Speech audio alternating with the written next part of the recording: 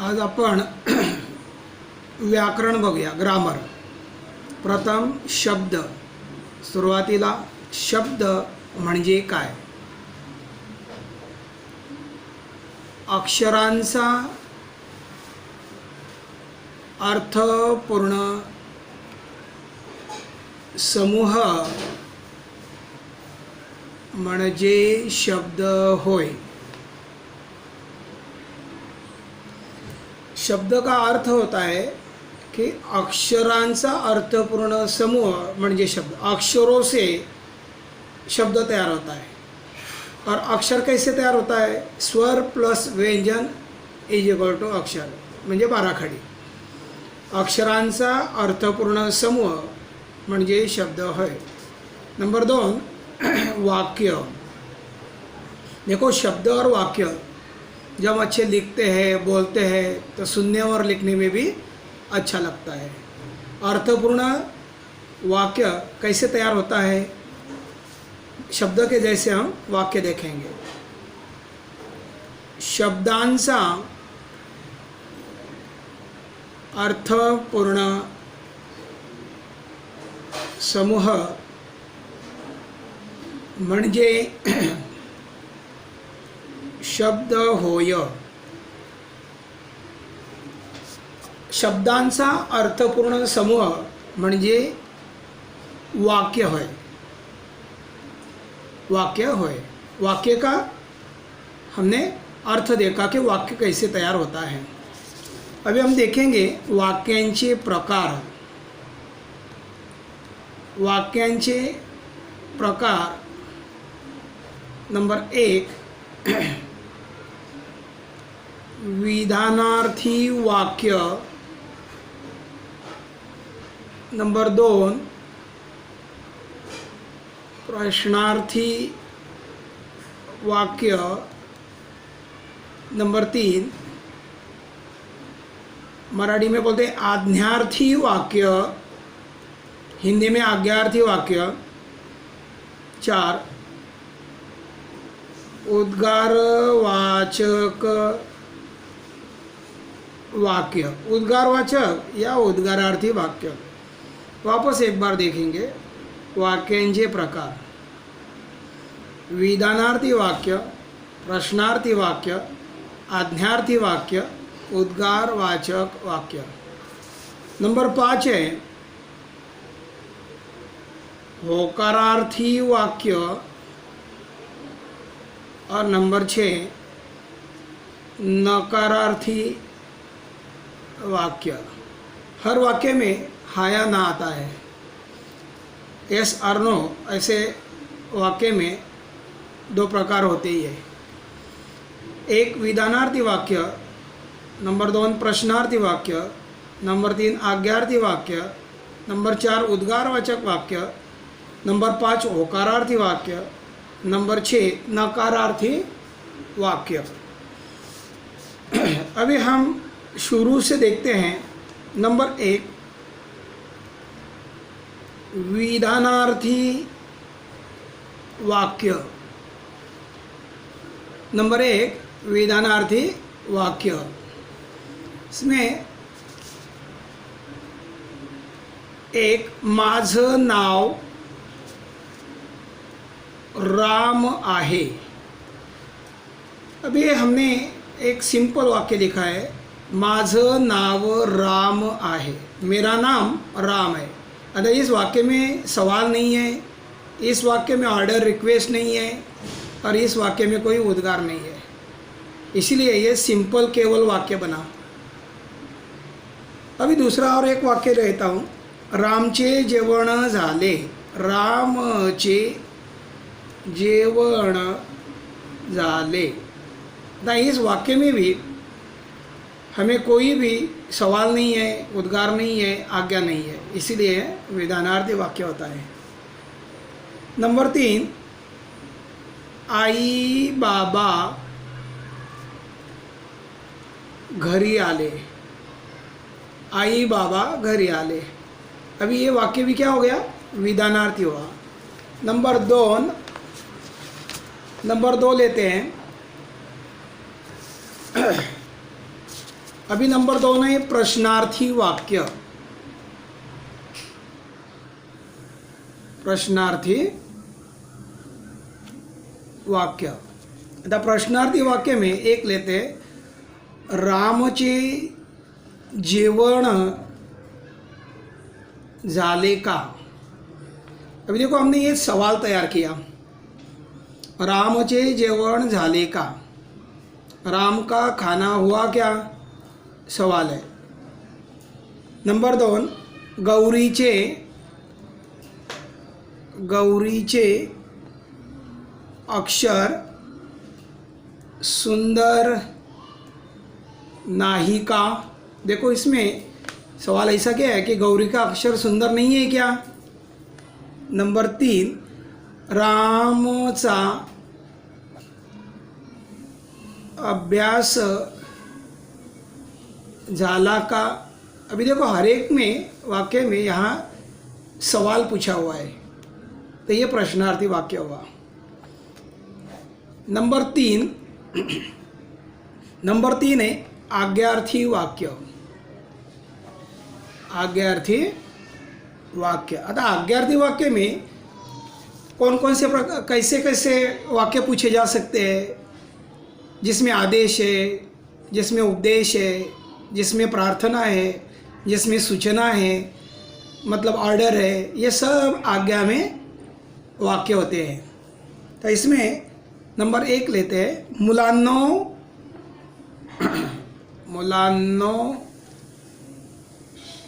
अभ्यास करा. अभी देखो इसमें बच्चों पढ़ाई करो, मुलांनो अभ्यास करा. इसमें क्या किया है, ऑर्डर किया है, रिक्वेस्ट नहीं, ऑर्डर है. बच्चों को कहा है कि पढ़ाई करो. नंबर 2, राम खेळायला जा. अभी राम को कहा जा रहा है खेलने जाओ, जा म्हणजे जाणे, करा म्हणजे करणे. नंबर 3, देवा मला पास करा. देवा मला पास करा. आता ये काय ऑर्डर है क्या भगवान को, नहीं है, ऑर्डर नहीं है, ये रिक्वेस्ट है, प्रेयर है, प्रार्थना है, भगवान मुझे पास करो. अभी है नंबर 4, उद्गारवाचक वाक्य. उद्गारवाचक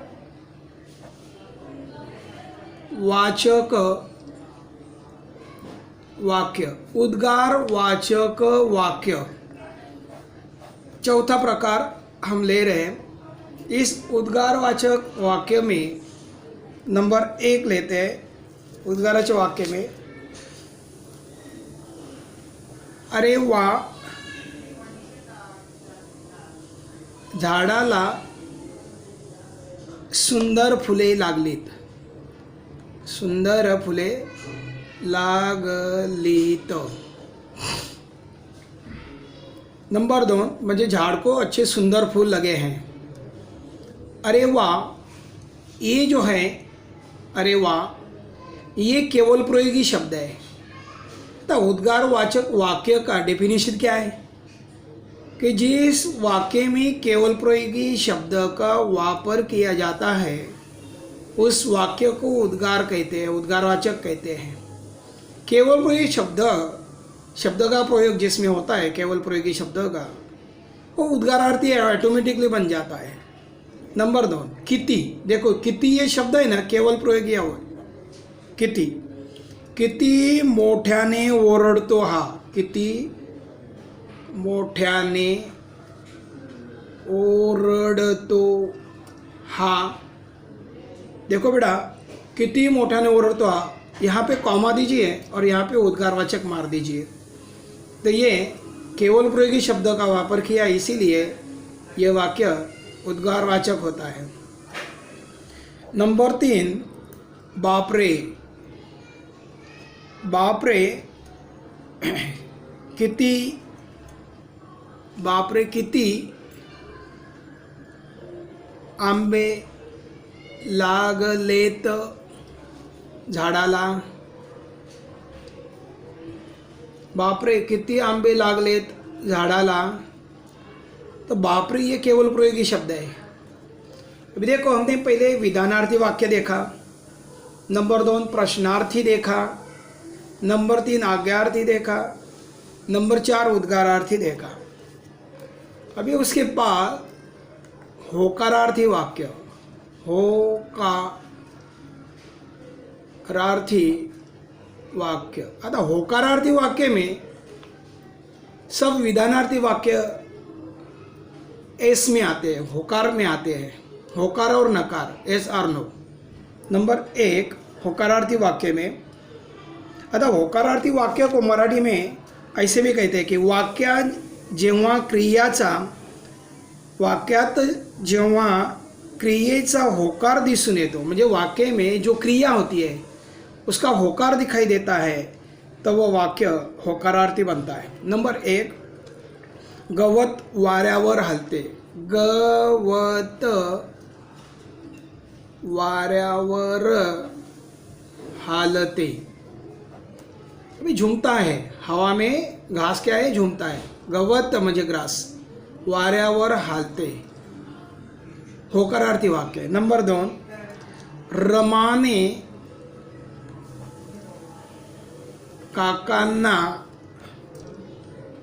पत्र लिहिले होते, रमाने काकांना पत्र लिहिले होते। अभी तीसरा है मी पुस्तक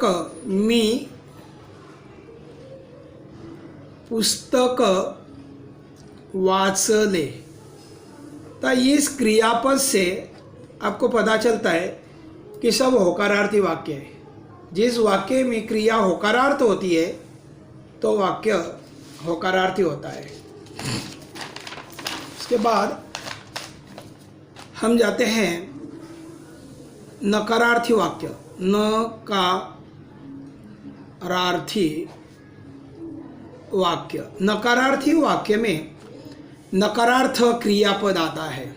जैसे होकारार्थ में होकारार्थी क्रियापद का अर्थ होता है और नकारार्थ में नकारार्थी का क्रियापद होता है। एक्चुअली रूल क्या है, होकारार्थी और नकारार्थी में सब वाक्य के प्रकार में परिवर्तन करते समय, वाक्य का बदल करते समय, वाक्य रूपांतर करते समय वाक्य का क्रियापद बदलना चाहिए, लेकिन वाक्य का अर्थ म्हणजे मीनिंग नहीं बदलना चाहिए। ये सबसे अच्छी हिंट है। वाक्य परिवर्तन करते समय की बात बता रहा हूँ। अभी तो हम वाक्य के प्रकार ही देख रहे हैं, उसके बाद सेकंड पार्ट है वाक्य परिवर्तन। इसके पहले हम देखते हैं नकारार्थी वाक्य। इसके कुछ सेंटेंस बता रहा हूँ। एक, गवत वाऱ्यावर हालत नाही। पहले में हमने पॉजिटिव देखा था, अभी नेगेटिव है। गवत वाऱ्यावर हालत नाही।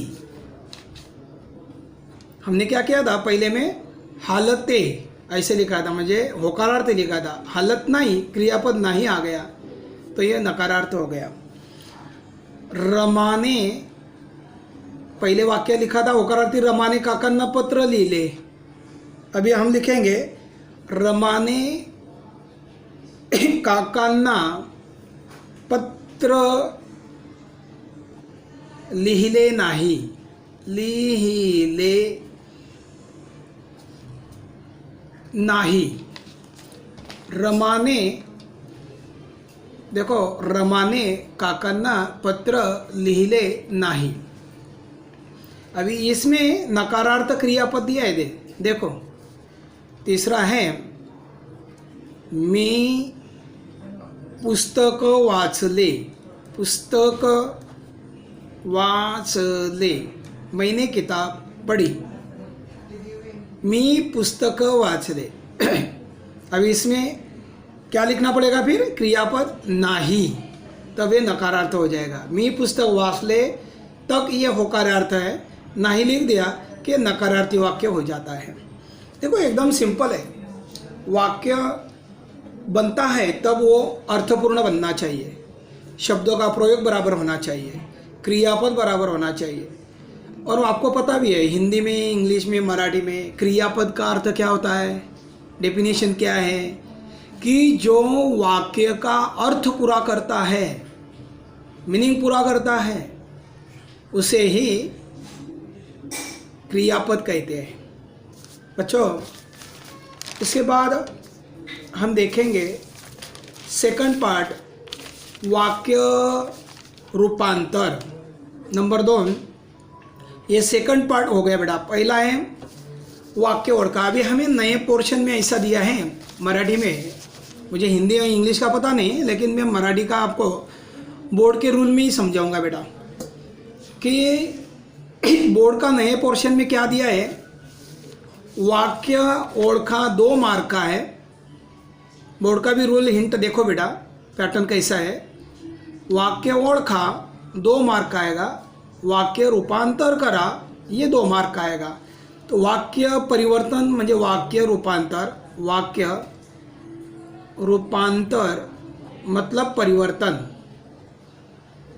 तीसरा ऐसे बोल सकते हैं बदल करा, सूचनानुसार वाक्यात बदल करा, ऐसा सवाल आपको बोर्ड में पूछा जाता है। इस पर देखो वाक्य रूपांतर में हम एक एक वाक्य देखते हैं।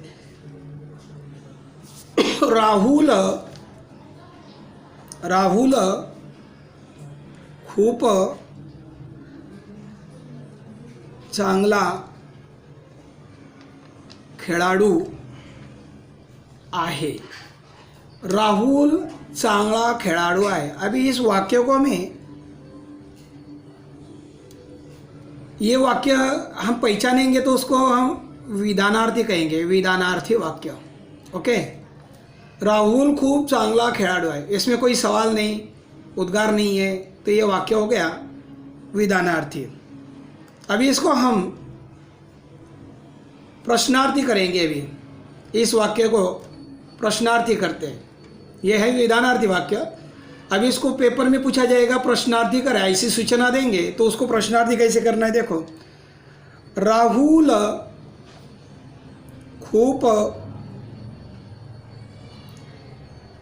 चांगला खिलाड़ू नाही का।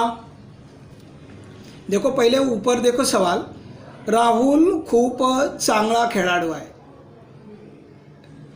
हमने उसको प्रश्नार्थी करने का है। अभी इसको समझो बेटा, प्रश्नार्थी करने का है। मैंने इधर विधानार्थी क्यों लिखा, इसीलिए ये आपको ये विधानार्थी ऐसे लिखना नहीं है, आपको पेपर में पूछा जाएगा प्रश्नार्थी करा, लेकिन मैंने लिखा विधानार्थी इसीलिए कि आप कोई भी वाक्य परिवर्तन करते समय, हिंदी में हो या मराठी में हो या इंग्लिश में हो, रूल ये है कि प्रॉपर वाक्य को पहले पहचानना सीखो। मतलब कि प्रॉपर वाक्य को जब हम नहीं पहचान सकते, सही बराबर नहीं पहचान सकते हैं, तो उत्तर बराबर नहीं आएगा। इसीलिए मैंने यहाँ पे आपको हिंट दिया है कि जो वाक्य है, पहला वाक्य राहुल खूप चांगला खिलाड़ू है। आता ये वाक्य आपको समझो बोर्ड में पूछा जाता है, तो फिर इसको क्या करना है, डायरेक्टली जल्दबाजी में उसका आंसर नहीं लिखना है। हमें कोई भी 1 मार्क का आंसर लिखने के लिए हमें 1 मिनट बोर्ड ने दिया है, तो जल्दबाजी नहीं करना है, समझकर सोचकर आंसर लिखना है। राहुल खूब चांगला खिलाड़ू है, मतलब कि राहुल बहुत अच्छा खिलाड़ू है, प्लेयर है। तो हमें प्रॉपर क्या करना है, इस वाक्य को समझना है कि ये वाक्य प्रॉपर कौन सा है, तो यह है विधानार्थी, बराबर। और हमें क्या पूछा है, उसको पूछा है कि प्रश्नार्थी करना है। अभी इनको प्रश्नार्थी करते समय हमें सवाल तैयार करना है, उस वाक्य में क्रियापद को हमें प्रश्न तैयार करना है उस कर्ता के साथ। म्हणजे राहुल खूप चांगला खिलाड़ू नहीं का, राहुल अच्छा प्लेयर नहीं है क्या, तो ये शुद्ध वाक्य तैयार होगा। अभी नंबर 2 है, अरे वाह राहुल खूप चांगला खिलाड़ू आहे। अभी देखो इस वाक्य को हमने क्या किया, उद्गारार्थी तैयार किया है। देखो पहले वाक्य पूछा है राहुल खूप चांगला खेळाडू आहे, ये विधानार्थी हुआ। राहुल खूप चांगला खेळाडू नाही का, ये प्रश्नार्थी हुआ। अरे वाह, राहुल खूप चांगला खेळाडू आहे, तो ये उद्गारार्थी हुआ। ये वाक्य क्या हुआ, उद्गारार्थी। मतलब कि राहुल खूप चांगला खेळाडू नहीं का, तो यहाँ सूचना दी जाएगी कि उद्गारार्थी करा, तो ऐसे बनाना पड़ेगा, अरे वाह राहुल खूप चांगला खिलाड़ू आहे। अभी यहाँ आपको समझ में आया होगा कि वाक्य परिवर्तन कैसे किया जाता है। अभी और एक वाक्य लेते हैं हम, जगात जगात सर्व सुखी असा कोण आहे। अभी देखो जगात सर्व सुखी असा कोण आहे। आता यहाँ पे प्रश्न चिन्ह आएगा, विराम चिन्ह, प्रश्न चिन्ह देना पड़ेगा बेटा। यहाँ मतलब ये क्या हो गया, ये हो गया प्रश्नार्थी वाक्य, ये हो गया प्रश्नार्थी वाक्य। अतः हम उसको परिवर्तन करते हैं विधानार्थी में। जगात सर्व सुखी असा कोणीही नाही, ये हो गया विधानार्थी। देखो जगात सर्व सुखी असा कोणीही नाही, दुनिया में सुखी ऐसा कोई भी नहीं है, उनके साथ दुख जुड़ा ही है। जगात सर्व सुखी असा कोणीही नाही। अभी इसको हम उद्गारवाचक तैयार करते हैं इस वाक्य को। हो जगात, हो जगात सर्व सुखी असा कोणीही नाही। यहाँ हम हो बोल सकते हैं या हम होए भी लिख सकते हैं, होए जगह सर्व सुखी असा कोणी नाही। हो या होए दोनों भी यहाँ चलेगा, केवल प्रयोगी शब्द। और आगे देखते हैं नंबर 3, किती, नंबर 3, किती मोठ्याने बोलतात ही मुले। अभी किती ये क्रिया केवल प्रयोगी अव्ययी शब्द है, तो ये हो गया उद्गारार्थी वाक्य, ये हो गया उद्गारार्थी वाक्य। किती मोठ्याने बोलतात ही मुले। अभी हम उसको विधानार्थी करते, ही मुले खूप बोलतात। अभी ऊपर देखिए किती मोठ्याने बोलतात ही मुले, उद्गारार्थी वाक्य हो गया। इस वाक्य को हमने सिंपल वाक्य बनाया, निकाल दिया हमने केवल प्रयोगी शब्द, निकाल दिया यहाँ उद्गारवाचक चिन्ह, और इस वाक्य को तैयार किया सिंपल। सिंपल मतलब विधानार्थी वाक्य। क्या किया हमने, उद्गार निकाल दिया, यानी केवल प्रयोगी शब्द निकाल दिया, और हमने यहाँ पे ये जो ही शब्द है और सब्जेक्ट है ये आगे लिया, ही मुले, देखो पीछे दिया है, ही मुले विशेषण यूज किया है, खूप बोलतात। आता यहाँ पे हम मोठ्याने ये विशेषण डबल करने की जरूरत है, मोठ्याने ये भी विशेषण है, खूप ये भी विशेषण है, तो दो विशेषण से ब्याड एकादा वाक्य बन जाता है। तो एक ही विशेषण एक वाक्य में अच्छा लगता है सुनने में और लिखने में भी, तो ये याद रखना बेटा। यहाँ आगे हैं, ये हो गया विधानार्थी। आगे हम इसको नकारार्थ वाक्य तैयार करेंगे। ही मुले हळू बोलत नाहीत। अभी ये जो बच्चे हैं हमने क्या किया, नकारार्थ किया, नकारार्थी वाक्य बनाया। ही मुले हळू बोलत नाही। हळू का मतलब होता है स्लो, आहिस्ते आहिस्ते, मंद, यानी ये बच्चे जोर से बोल रहे हैं। इसके जगह पर हमने खूब के जगह पर विशेषण निकाला और यहाँ लिखा हळू हळू। खूब का अर्थ होता है ज़्यादा, हळू का मतलब है कम, स्लो।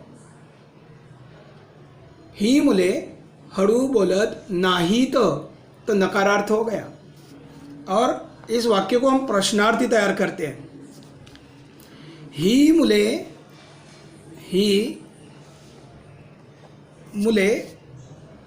अभी हळू का अपोजिट मोठ्याने बोलत नाहीत का। देखो हमने यह प्रश्न तैयार कर दिया।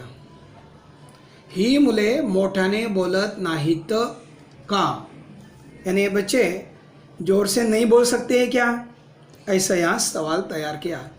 आगे 4 पे जाएंगे और एक वाक्य लेते हैं। नंबर 4, झाडाला पानी द्या, झाड़ को पानी दो। अतः द्या ये आज्ञा हो गई, आज्ञार्थी वाक्य बन गया ये। झाडाला पानी द्या मतलब ऑर्डर तैयार हो गया बेटा। इसीलिए जिस वाक्य में सूचना, आदेश, प्रेयर, प्रार्थना, ऑर्डर होता है ना, तो वो वाक्य जो होता है क्रियापद से ही पता चलता है। ये क्रियापद में उपदेश, प्रार्थना, सूचना, आदेश, आज्ञा होती है, तो ये वाक्य आज्ञार्थी होता है। अभी इस वाक्य को हम विधानार्थी तैयार करते हैं। झाडाला पाणी द्या आज्ञार्थी है। झाडाला पाणी द्यावे असे मला वाटते। देखो फिर से देखो ये वाक्य, झाडाला पानी द्यावे असे मला वाटते, झाड़ को पानी देना चाहिए ऐसा मुझे लग रहा है। तो इसमें तो ये विधानार्थी हो गया। विधानार्थी वाक्य में ध्यान रखना बेटा, विधानार्थी वाक्य, इस वाक्य में फक्त सिंपल वाक्य रहेगा, म्हणजे उसमें प्रश्न, उद्गार, आज्ञा नहीं होगी, वो विधानार्थी होता है। अभी इस वाक्य को हम प्रश्नार्थी तैयार करते हैं। इस वाक्य को प्रश्नार्थी करते हैं। झाडाला पाणी द्यायला नको का। देखो यहाँ ऐसा कहा है कि झाडाला पानी द्यायला नको का। अभी ये ऐसे वाक्य और भी इम्प्रेसिव बनते हैं। जैसे एग्जाम्पल मैं एक अलग ओरल बताता हूँ। राम अभ्यास कर, राम अभ्यास कर ये आज्ञार्थी हुआ, तो इस वाक्य को प्रश्नार्थी करना है तो कैसे होगा, रामला अभ्यास करायला नको का। देखो इस वाक्य के जैसे ओरल मैंने बताया, राम अभ्यास कर आज्ञार्थी है, क्यों राम ने अभ्यास केला तो विधानार्थी है, तो इसको हमने प्रश्नार्थी करना है इस वाक्य के जैसे ही। तो ऐसे होता है, रामला अभ्यास करायला नको का, राम को पढ़ाई करना नहीं चाहिए क्या। कभी कभी हम लंबे वाक्य को ऐसे तैयार करते हैं। राम ने अभ्यास केला का, ये भी चलेगा। राम अभ्यास करत नहीं का, ये भी चलेगा। अलग अलग प्रकार का जो वाक्य है उसमें अर्थ फक्त बनना चाहिए, प्रश्न तैयार होना चाहिए बेटा। अभी यहाँ वापस देखो, झाडाला पाणी द्यावे असं मला वाटते, विधानार्थी वाक्य। झाडाला पाणी द्यायला नको का, अभी हो गया प्रश्नार्थी वाक्य। यहाँ हमने अलग अलग प्रकार के प्रकार तैयार करना सीखा। अभी एक्चुअली बोर्ड में आपको कैसे सवाल पूछे जा सकते हैं, तो ज़रा थोड़े कुछ 5-1 सेंटेंस में आपसे शेयर करता हूँ। अभी देखो, 5 सवाल है। अब इस 5 सवाल को हम कैसे तैयार करते हैं, देखो सवाल ऐसे पूछा जाएगा आपको बोर्ड में, खालील वाक्यांचे सूचनेनुसार रूपांतर करा। फिर से देखो बेटा एक बार, खालील वाक्यांचे सूचनेनुसार रूपांतर करा। अभी आपको जितना भी मैंने आगे अभी समझाया, अभी वो तो आपको समझ में आया होगा, लेकिन आगे अभी जो मैं बता रहा हूँ कि बोर्ड में आपको किस प्रकार से सवाल पूछा जाएगा, हाँ अभी वो देखते जाएंगे। मैं लिखते जाता हूँ, समझाते भी जाता हूँ। नंबर 1, मुलांना, देखो ये सवाल है, समझो। मुलांना अभ्यासाची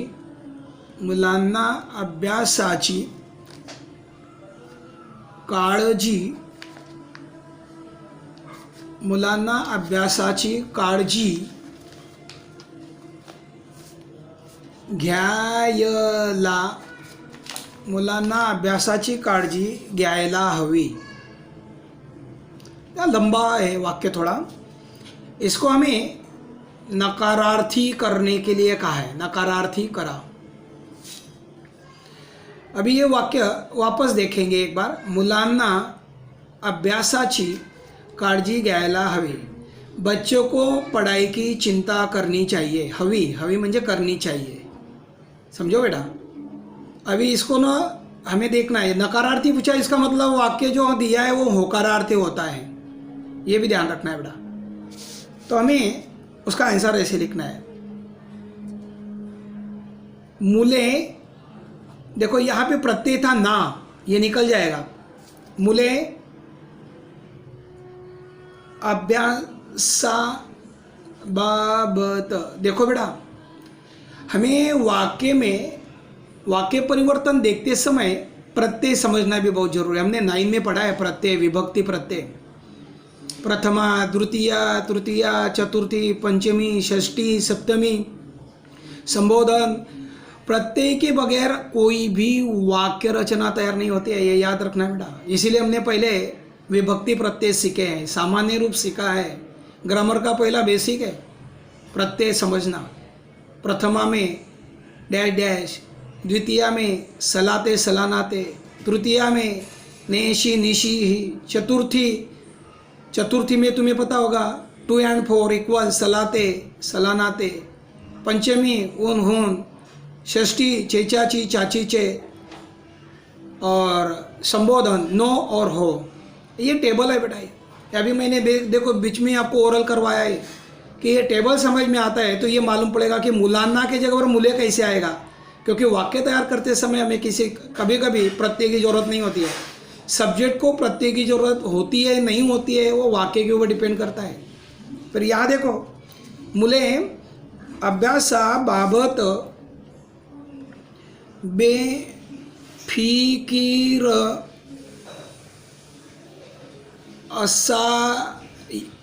असायला नको। आता देखो थोड़ा कठीण है वाक्य, पहले सवाल देखो। मुलांना अभ्यासाची काळजी घ्यायला हवी, बच्चों को पढ़ाई की चिंता करनी चाहिए। अभी इसको पूछा है नकारार्थी करा। अभी हम इसको नकारार्थ बनाएंगे कि मुले अभ्यासाबाबत बेफिकीर असायला नको। आता नको का मतलब है नाही, बच्चे को पढ़ाई के बारे में बेफिक्र नहीं रहना चाहिए, इसका अर्थ ऐसा होता है नहीं रहना चाहिए। तो नहीं ये क्रियापद इसमें आ जाता है तो वाक्य नकारार्थ हो जाता है। अभी नंबर हम 2 देते हैं, आम्ही तुमचे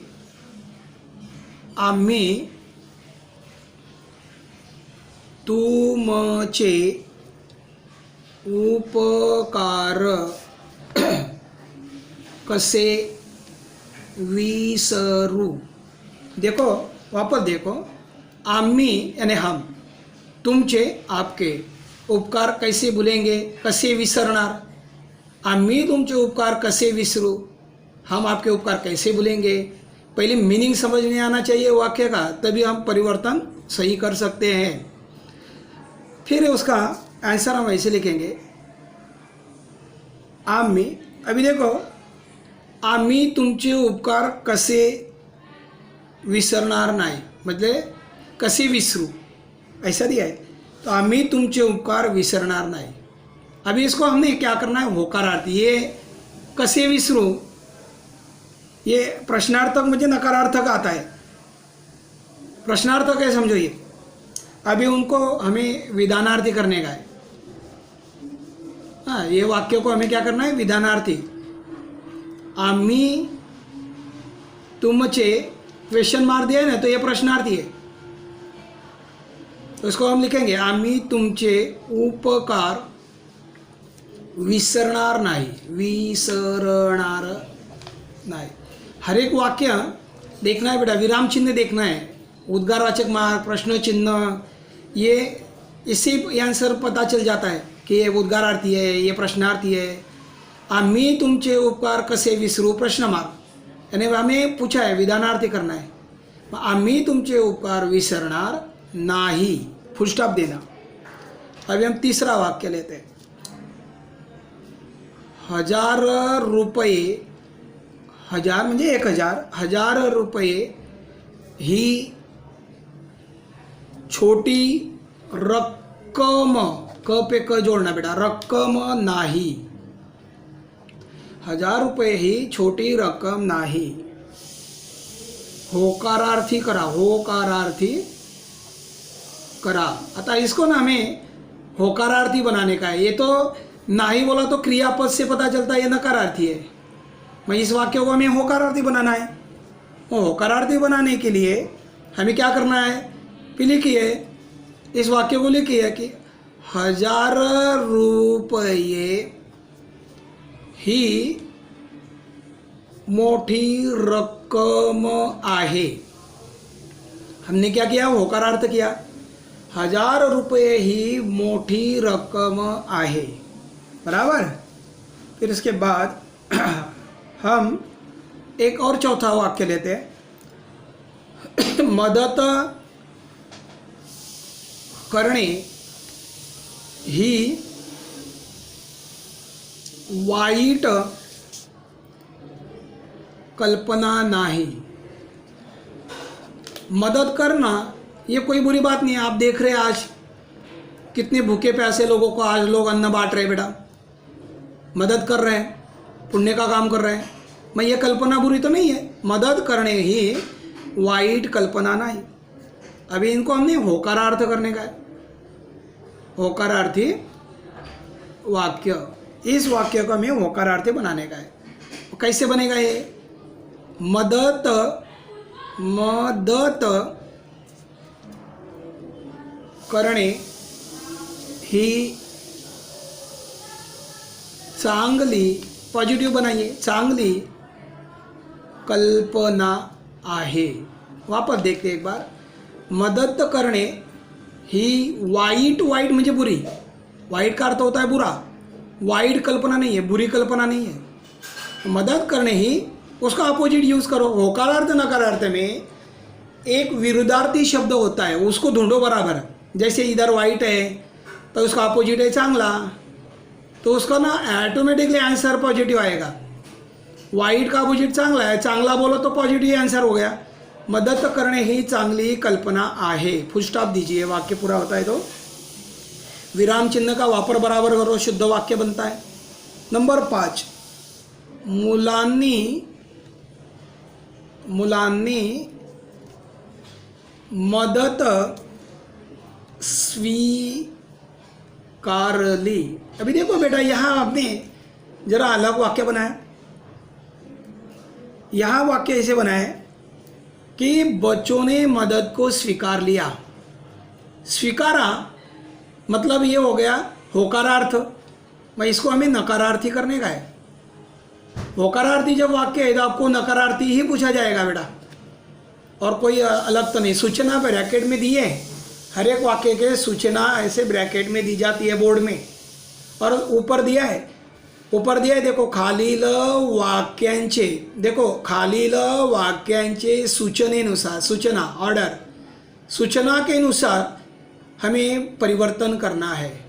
वाक्य का परिवर्तन करते समय वापस एक बार रिमाइंड करता हूँ कि जल्दबाजी में आंसर नहीं लिखना है। वैसे आपको हमारे क्लास चालू हो गए तब मैं आपका बोर्ड पर लिखकर उसका रिवीजन ज़रूर लूँगा।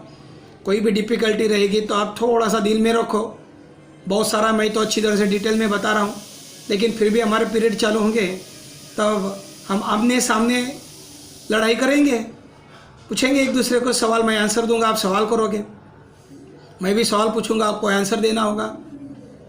तो इसी प्रकार से एक हिंट रिपीट मैं आपको रिमाइंड करता हूँ की खालील वाक्यांचे सूचनेनुसार रूपांतर करा।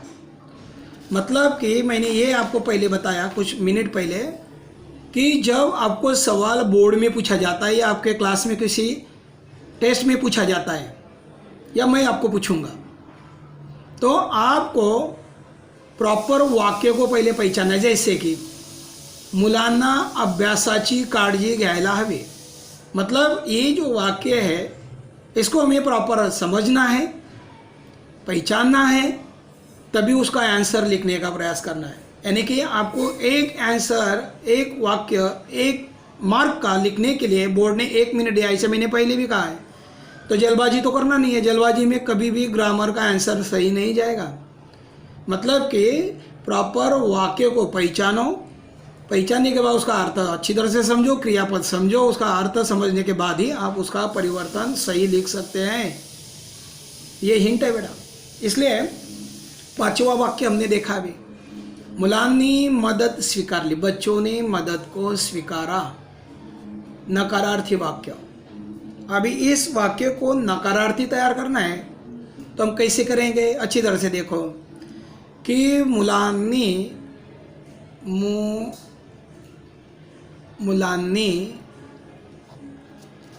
मदत नाकारली, नाकारना का मतलब है इनकार करना, नाकारना का मतलब है इनकार करना। मुलांनी मदत नाकारली नाही। देखो बच्चों, हमने वाक्य पहचाना, ये भी देखा फर्स्ट पार्ट, सेकंड पार्ट देखा वाक्य रूपांतर यानी वाक्य परिवर्तन, उसके कुछ सेंटेंस भी देखे हैं। अब उसका अच्छी तरह से घर में प्रैक्टिस करेंगे तो कोई डिफ़िकल्टी रहेगी नहीं। और डिफ़िकल्टी जैसे कुछ है ही नहीं इसमें, हिंदी में मराठी में सब सेम है। अब हिंदी में वाक्य परिवर्तन सीखा होगा तो ही उसका ट्रांसलेट हिंदी में सीख लिया आपने। फक्त मराठी में लिखना है, हिंदी में लिखना है। थैंक यू बच्चों, अगले बार दूसरा पीरियड लेंगे।